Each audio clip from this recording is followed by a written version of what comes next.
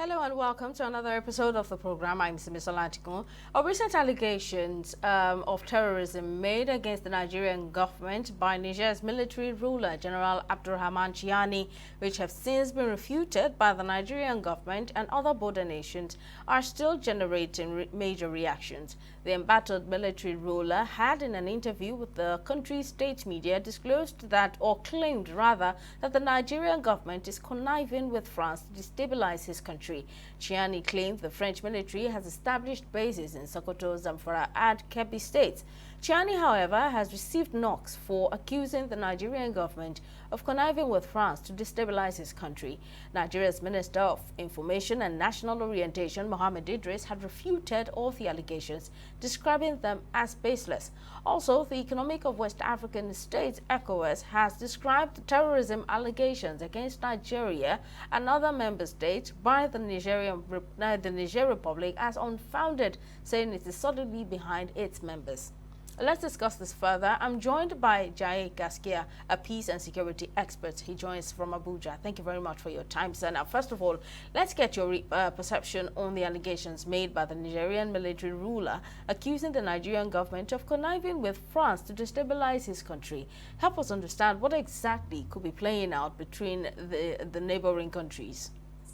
So the very first thing to say is that this is the statement issued by the Nigerian authorities can be immediately described as pure propaganda. The purpose is to mobilize, is to build on grievances amongst Nigerians, particularly some of those grievances that arose immediately after the coup, and when ECOWAS responded, and initially ECOWAS was threatening every available option, including a military option. And so this is in that context. This statement from the Nigerian leadership and the leader of the junta is in that context. It is really trying to ramp up the propaganda war against ECOWAS and against Nigeria. It's also a way of trying to, and part of the purpose of that propaganda war is also to try to build some form of resentment within the country, or consolidate some form of resentment within the country amongst Nigerians against ECOWAS and against Nigeria, as a way of strengthening of having leverage and strengthening the ability of the Nigerian authorities to negotiate their way out of the current situation, particularly with respect to the lifting of economic sanctions against Niger. Of course, the Nigerian government swiftly refuted the allegations, calling it baseless. ECOWAS has also wasted no time to express solidarity with the Nigerian government, saying it is solidly behind all of its members. How do you think that this move is enough, considering the seriousness of the allegations? Yeah, well, there are two things to look at with respect to that. One is the sense that one would expect at this moment, particularly at this in this period of the when there is a fractious process going on within ECOWAS. I mean, ECOWAS itself, at its most recent head of states and head of governments meeting, actually granted leave to leave, permission and leave to exit ECOWAS for the three countries currently under military rule and that are not cooperating with ECOWAS, Niger, Mali, and Burkina Faso. In each of these countries, what has also happened is that neither ECOWAS, I mean, it's been impossible or yet to negotiate an end date for the military rule and to negotiate a return to democratic civil rule, in the sense that juntas in these countries have been unilaterally convening meetings and so-called of all forces in society and extending their rule. In Mali for 5 years, for additional 5 years, and all the other ones are taking the same cue, suspending ongoing transition programs. So, in that sense, ECOWAS needed to show a united front and solidarity, and so the solidarity expressed by ECOWAS for the Nigerian government is not misplaced and is not unusual in this context. The second thing to look at from this end is also, even when you just look at beyond just calling this propaganda, is to even look at the content of the allegation, this collusion with France. The assumption here is that if you have business dealings with my enemy, then you are also my enemy. And yet, the relationship between Nigeria and some of the other countries in ECOWAS, regardless of whether they were Francophone or Anglophone, the relationship between them and France predates the current situation in Niger, in Mali, and in Burkina Faso.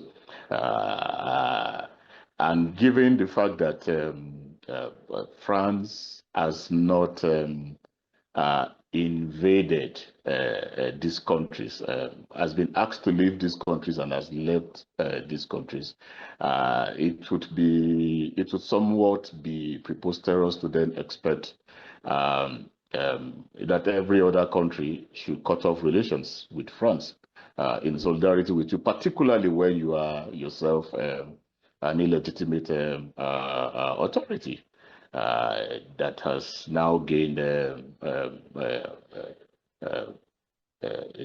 facto that has gained legitimacy by default because of a coup, because of your control of the armed forces of those republics, and also because we have been able to suppress opposition. And we must be clear about this, because there are elements also amongst opposition in other ECOWAS countries who want to instinctively support the Nigerian authorities, the Malian authorities, the Burkina Faso authorities. I think that we should be able to separate and distinguish between a support for Nigerians and a support for this current regime, a support for Malians and a support for the current military regime in Mali, a support for Burkinabes and a support for the current military juntas in Burkina Faso, because these are two people we can and as activists and rights activists we can and we should, and it is incumbent on us to support Malians, Nigerians, and Burkinabes. But it is not incumbent on us to support these military juntas because, one, it's not just by the way and manner in which they have taken over power, but also the fact that they are remaining in power and the fact that they are actually suppressing civil rights within their countries. One of the most basic and fundamental rights is also is the right to elect to choose your leaders. That right is off the table, right, and has been off the table. And there is no transition program with a feasible end in sight in any of these countries, in place in any of these countries. There's also the fact that whereas civil society, the media, and so on and so forth, and labor may appear to be supportive of the regime of the military takeovers, which they were initially. But the extent to which they are still part and parcel of the process, the extent to which they have been emasculated, the extent to which their voices are being suppressed it's a matter for debate right now, because we've witnessed in each of these countries situations where activists and journalists have been arrested for simply criticizing the regimes or for simply asking questions about when is there going to be an end to this? When is there going to be a transition? an end to this current situation. And so it is incumbent on us to also condemn that and to actually also support Nigerians, Malians, and Burkinabes to actually get to a position where they can have a government of their own choosing, a government that they have elected, and not a government that imposes itself on them by circumstance. So that's the context in which we should see what is ongoing at the moment. Mr. Gaskia will continue this conversation after this break. Please stay with us. The program will return shortly.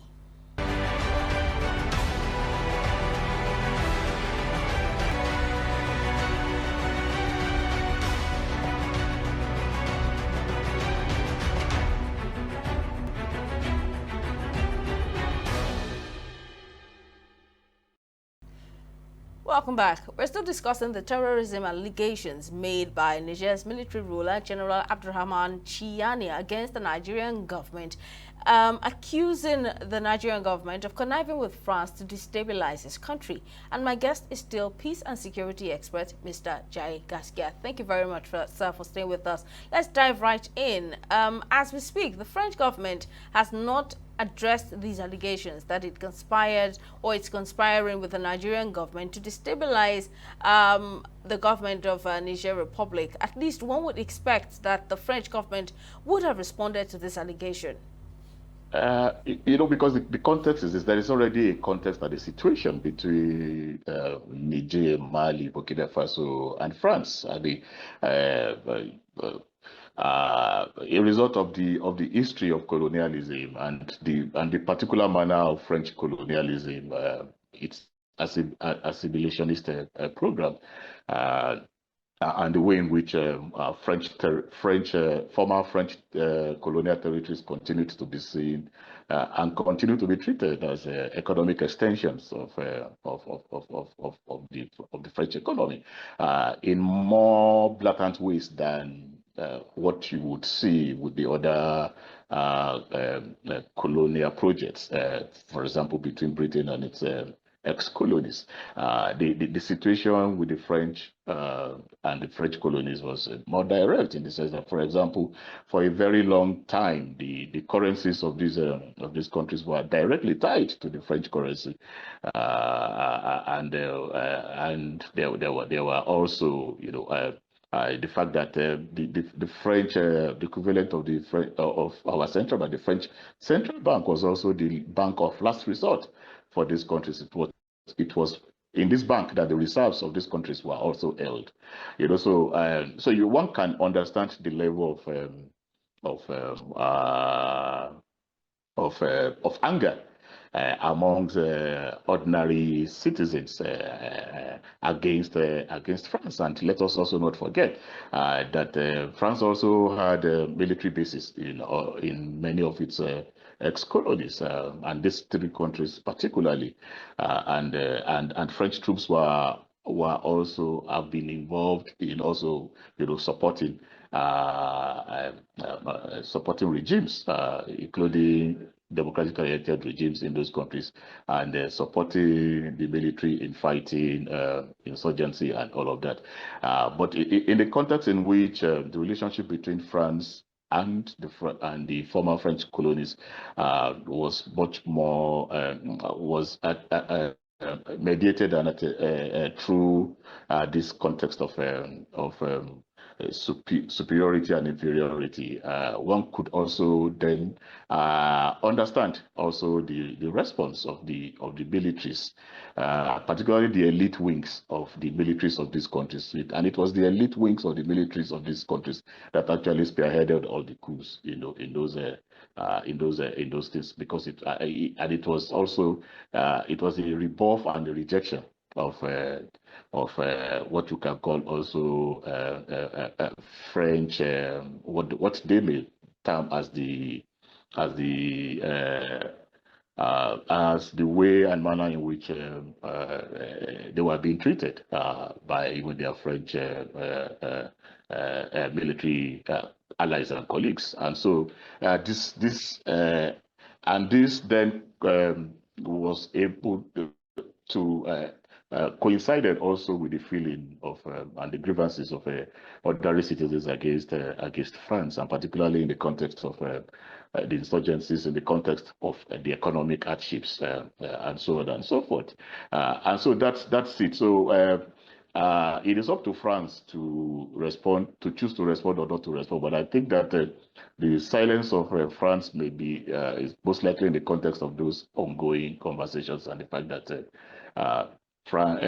France is actually at this moment trying to minimize and mitigate the damage to its leverage in these countries, and so it's any response from France would most likely be a diplomatic response behind the scenes, and even if a verbal response is given, it's going to be a measured response in order not to aggravate the current situation between France and this country, because France is actually fighting to retain its standing within these countries. Because let's face facts, it's not essentially as if we're talking about freedom from France being from France domination being essentially freedom and independence, because what's also happening in these countries is that French domination is being gradually replaced with Russian domination and increasing Russian presence and so on and so forth. And then of course other Western countries, including the Americans, are also beginning to strike business deals with this government. And so France certainly does not want to lose those opportunities as well. So that's the context in which one can place the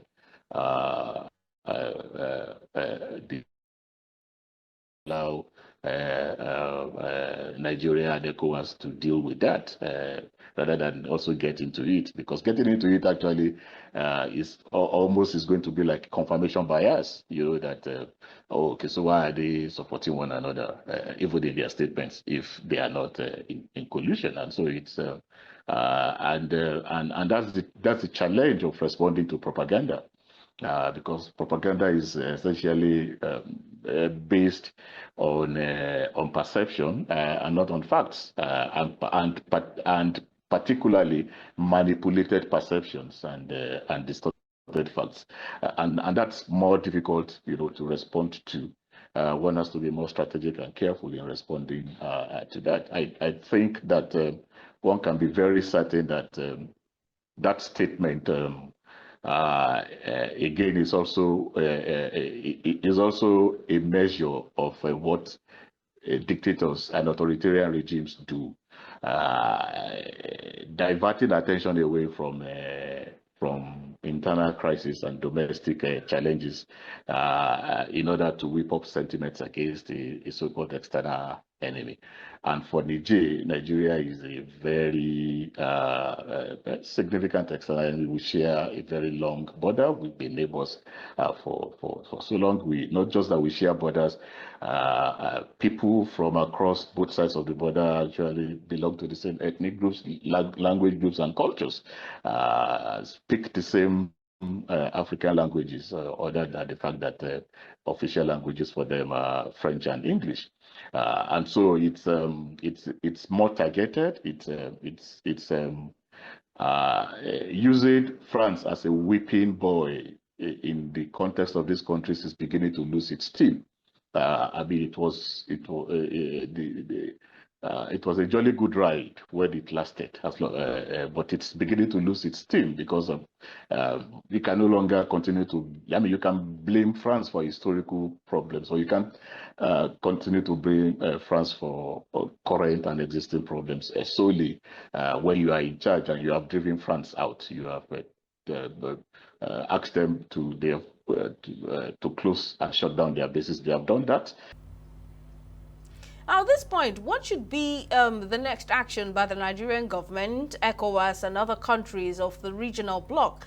So far, the Chief of Defense Staff of Cote d'Ivoire, General Lassina Doumbia, amongst others, have debunked the claim made by Chiani. But what should be done after now by Nigeria and ECOWAS? Yeah, I mean, you can see that this is still within the context of the ongoing conflict, internal conflict in ECOWAS between the junta-led countries and then the countries that are led by civilian authorities.